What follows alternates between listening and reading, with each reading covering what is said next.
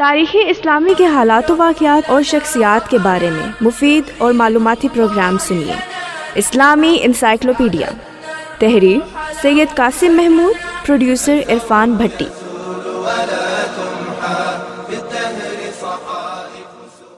آتش زرتشت، ایرانی مذہبی پیشوا زرتشت کی جلائی ہوئی آگ، جس کے متعلق بیان کیا جاتا ہے کہ ہزاروں سال تک جلتی رہی، اور جب حضور اکرم صلی اللہ علیہ وسلم کی ولادت ہوئی تو خود بخود بجھ گئی۔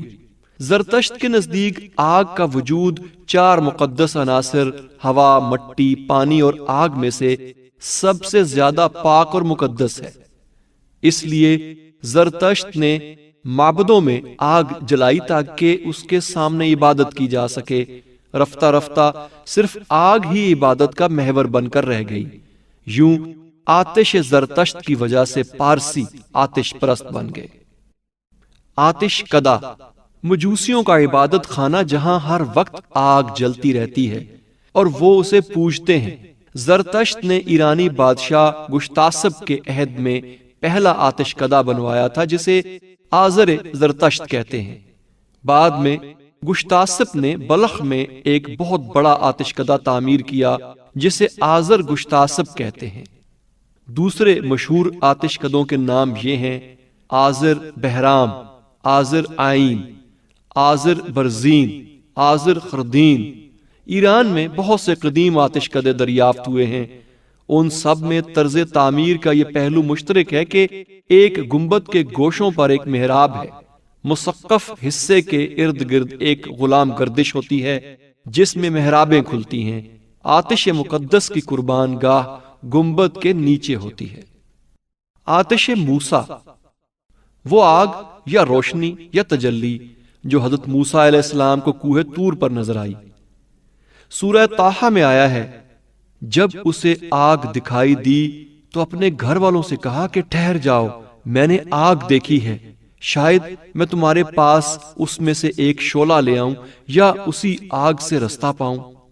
یہ اس وقت کا واقعہ ہے جب آپ علیہ السلام مع اہل و عیال کے مدائن سے مصر کی طرف واپس آ رہے تھے۔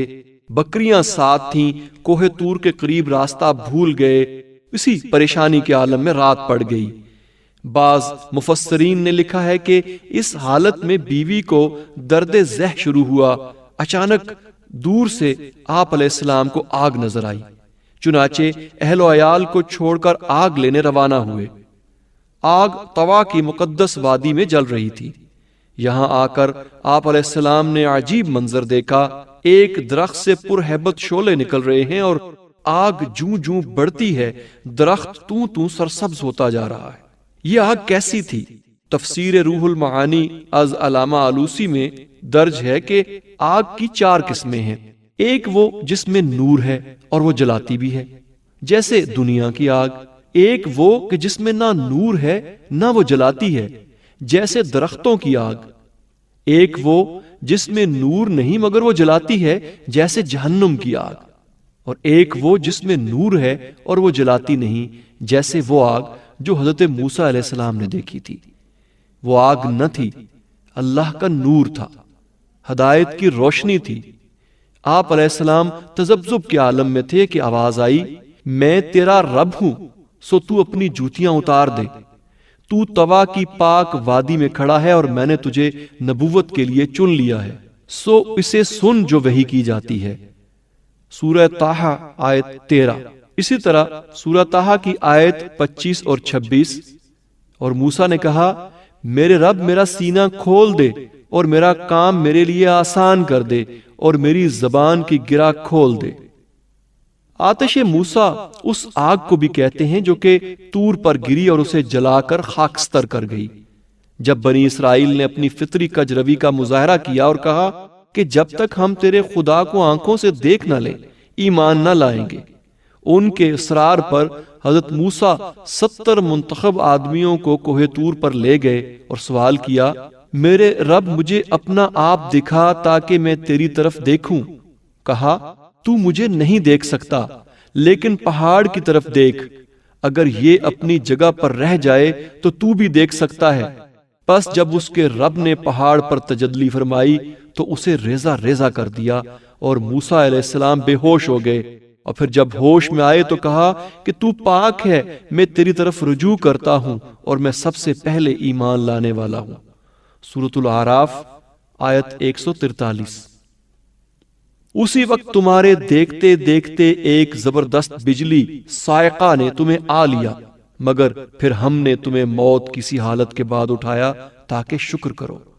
سورۃ البقرہ آیات 55 اور 56۔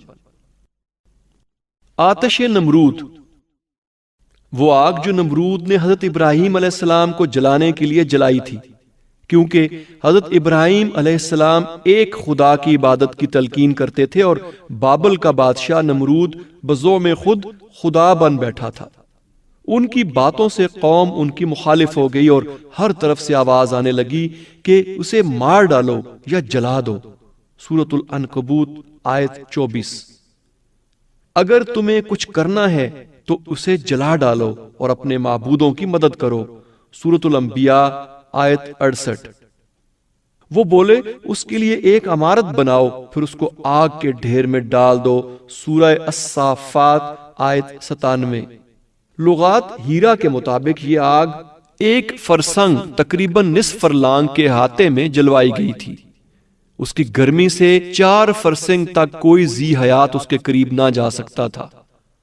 بابل کے لوگوں نے ہر طرف سے اس کے لیے لکڑیاں فراہم کی۔ اس کام میں نمرود کے ہر ماننے والے نے اپنی ہمت اور بساط کے مطابق حصہ لیا، یہاں تک کہ عورتوں نے بھی ہاتھ بٹایا۔ یہ لوگ ایک عرصے تک لکڑیاں اکٹھی کرتے رہے، حتیٰ کہ پہاڑ کے برابر لکڑیوں کا ڈھیر ہو گیا، اور پھر ایک اونچی جگہ آگ جلا دی گئی۔ حضرت ابراہیم علیہ السلام کے ہاتھوں کو باندھ کر انہیں اس آگ کے سپرد کر دیا گیا۔ آگ کی تپش نے حضرت ابراہیم علیہ السلام کے ہاتھوں کی رسیوں کو جلا دیا۔ تب بارگاہ خداوندی سے حکم ہوا، اے آگ سرد ہو جا اور ابراہیم پر سلامتی بن۔ سورۃ الانبیاء آیت 69۔ چنانچہ آگ کی گرمی اور سوزش مفقود ہو گئی اور آگ کی جگہ گل و گلزار کھل گئے۔ اس معجزے کو دیکھ کر نمرود حیران رہ گیا، مگر وہ ایمان پھر بھی نہ لایا۔ اس کے رویے سے تنگ آ کر حضرت ابراہیم علیہ السلام نے فلسطین کی طرف ہجرت فرمائی۔ آپریشن ڈریگن کنگ 1978 سے 1989 تک برما کے صوبے اراکان میں برمی مسلمانوں کے خلاف ہونے والا آپریشن نوگامین بھی کہلاتا ہے۔ بری فوج نے مسلمانوں کی نسل کشی کرتے ہوئے 10,000 مسلمان شہید کر ڈالے اور 3 لاکھ بنگلہ دیش ہجرت کرنے پر مجبور ہو گئے۔ یہ آپریشن برمی حکومت کی اس پالیسی کا حصہ تھا کہ اراکان میں مسلمانوں کی تعداد کم سے کم کر دی جائے۔ آثار، وہ آثار جو برگزیدہ ہستیوں مثلاً رسول کریم صلی اللہ علیہ وسلم، صحابہ کرام رضوان اللہ اجمعین اور بزرگان دین سے منسوب ہیں، ایسے آثار اسلامی دنیا کی مختلف مساجد اور عجائب گھروں میں محفوظ ہیں اور انہیں مقدس سمجھا جاتا ہے۔ تاہم علماء کے نزدیک ان کی وساطت سے عبادت یا دعا کرنا بدعت ہے۔ آثار قیامت، قیامت کی نشانیاں۔ قیامت کب آئے گی اس کا صحیح علم کسی کو نہیں، البتہ کچھ علامات اور نشانیاں بتا دی گئی ہیں کہ جن کا ذکر قرآن مجید اور دیگر صحائف میں موجود ہے۔ ان کی تصدیق سائنس کے جدید نظریات سے بھی ہوتی ہے۔ قرآن مجید میں آثار قیامت کا جگہ جگہ ذکر ملتا ہے۔ ایک سورت کا نام ہی قیامت ہے، جس میں آیا ہے کہ انسان یہ خیال کرتا ہے کہ ہم اس کی بکھری ہوئی ہڈیاں اکٹھی نہیں کریں گے، ضرور کریں گے، اور ہم اس بات پر قادر ہیں کہ اس کی پور پور درست کریں، مگر انسان چاہتا ہے کہ آگے کو خود سری کرتا چلا جائے۔ پوچھتا ہے کہ قیامت کا دن کب ہوگا، جب آنکھیں چدھیا جائیں اور چاند گہنا جائے اور سورج اور چاند جمع کر دیے جائیں۔ اس دن انسان کہے گا کہ اب کہاں بھاگ کر جاؤں، بے شک کہیں پناہ نہیں۔ اس روز پروردگار ہی کے پاس ٹھکانہ ہے۔ اس دن انسان کو جو عمل اس نے آگے بھیجے اور پیچھے چھوڑے ہوں گے سب بتا دیے جائیں گے، بلکہ انسان آپ اپنا گواہ ہے، اگرچہ عذر و معذرت کرتا رہے۔ سورۃ القیامت۔ قرآن شریف میں جا بجا واضح طور پر بیان کیا گیا ہے کہ قیامت کا وقت قریب آ گیا ہے۔ حضور صلی اللہ علیہ وسلم کی دنیا میں تشریف آوری قرب قیامت کی پہلی نشانی ہے۔ حضور صلی اللہ علیہ وسلم نے فرمایا، بھیجا گیا ہوں میں اور قیامت مثل دو انگلیوں کے، یعنی انگشت شہادت اور بیچ کی انگلی کے۔ آثار قیامت کے بارے میں مختلف روایات ہیں، ان میں سے چند آپ کے سامنے بیان کی جاتی ہیں۔ حضور صلی اللہ علیہ وسلم کی وفات، شہادت حضرت عثمان غنی، جنگ جمل، حضرت امام حسن کی خلافت سے دستبرداری، حضرت امام حسین کی شہادت، واقعہ ہرا، فتنہ ترک و تاتار، مال و دولت کی افراط، ارتفاع علم، کثرت زلازل، حج کی بندش، دمدار ستارہ۔ حضرت حذیفہ بن الیمان رضی اللہ تعالیٰ عنہ سے روایت ہے کہ حضور صلی اللہ علیہ وسلم نے فرمایا ہے، قرب قیامت کی یہ 72 نشانیاں ہیں۔ جب تم دیکھو کہ لوگوں نے نماز ضائع کرنا شروع کر دی، امانت میں خیانت کرنے لگے، سود کھانے لگے، جھوٹ کو حلال سمجھنے لگے، خونریزی کو معمولی بات سمجھنے لگے، اونچے گھر بنانے لگے، دین کو دنیا کے بدلے فروخت کرنے لگے، صلہ رحمی ترک کر دی، جھوٹ کو سچ سمجھا جانے لگا، مرد ریشمی کپڑے پہننے لگے، ظلم کا ہر طرف دور و دورہ ہونے لگا، طلاق کثرت سے ہونے لگی، موت ناگہاں آنے لگی، خائن امانت دار بن گئے، امانت دار خیانت کرنے لگے، آسمان سے آگ، خون یا پتھر کی بارش ہونے لگی، بارش کم ہونے لگی، اولاد نالائق پیدا ہونے لگی، بخیل لوگوں کی کثرت ہو گئی، سخی لوگوں کی کمی ہو گئی، امراء فاجر اور وزراء جھوٹے بن گئے، قاری فاسق بن گئے، بکریوں کا چمڑا پہننے لگے، دل مردار سے زیادہ بدبودار اور حلوے سے زیادہ تلخ ہوگا، تو اللہ تعالیٰ ان کو چاروں طرف سے گھیر لے گا۔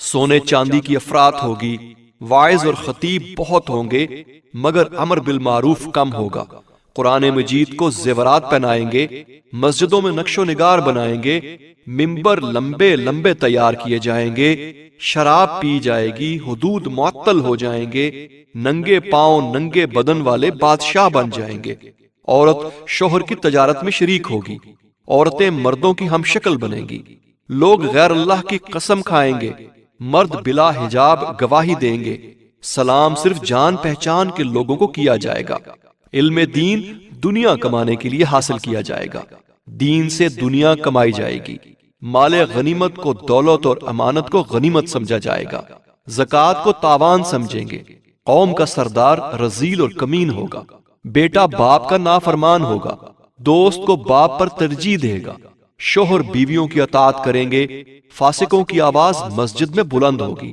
لوگ گانے بجانے والی عورتوں کو پسند کریں گے، سرے راہ شراب نوشی ہوگی، ظلم پر فخر کیا جائے گا، انصاف فروخت ہوگا، ظالموں کے مددگاروں کی کثرت ہوگی، لوگ قرآن کو موسیقی کی طرز پر پڑھیں گے، شیر چیتوں کی کھال بچھا کر بیٹھیں گے، پچھلی امت اگلی امت پر لعنت کرے گی۔ جس وقت یہ باتیں ظہور میں آئیں گی اس وقت سرخ آندھی، صورت مسخ ہو جانے اور آسمانی عذاب کا انتظار کرو، جس وقت صرف زبانی جمع خرچ رہ جائے گا اور عمل کا نام نہ رہے گا، ظاہر میں لوگ موافق کے باطن میں مختلف ہوں گے، صلہ رحمی باقی نہ رہے گا، امام مہدی کا ظہور ہوگا، نزول عیسیٰ علیہ السلام ہوگا، یاجوج ماجوج کی قوم دنیا میں نکل پڑے گی اور افراتفری مچ جائے گی، مغرب سے آفتاب طلوع ہوگا، کوئی صفا زلزلہ سے پھٹ جائے گا اور اس میں سے ایک عجیب و غریب صورت و شکل کا جانور برآمد ہوگا، دنیا میں کوئی مسلمان نہ ہوگا، سب ایماندار مر جائیں گے، کانا دجال آ کر لوگوں کو گمراہ کرے گا، لوگ زیادہ سے زیادہ اس سے مل جائیں گے اور اس کے کہنے پر چلنے لگیں گے۔ یہ ہیں قیامت کی نشانیاں۔